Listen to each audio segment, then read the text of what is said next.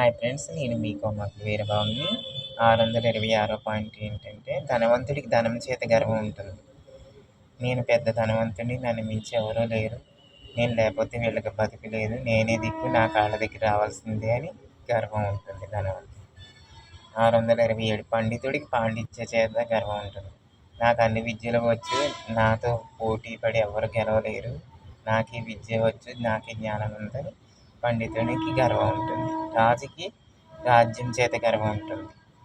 నేనే పరిపాలిస్తున్నాను, ఇదంతా నా వలనే అవుతుందని అనుకుంటాడు. రాజులకి రాజు, ప్రభువులకి ప్రభు అయిన పైన భగవంతుడు ఉన్నాడు. ఆయనే అందరికీ ప్రభు, ఆయనదే ఈ ఐశ్వర్యం. అది గుర్తుంచుకోండి ప్రతి ఒక్కరు.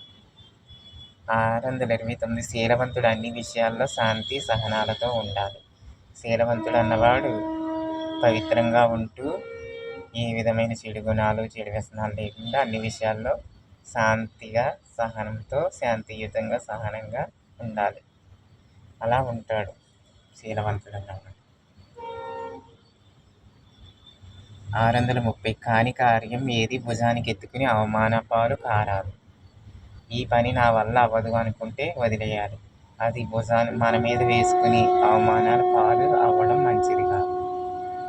Okay friends, thank you. ఈ 5 పాయింట్స్ నచ్చితే లైక్ చేయండి, షేర్ చేయండి, కామెంట్ చేయండి, సబ్స్క్రైబ్ చేయండి. Thank you.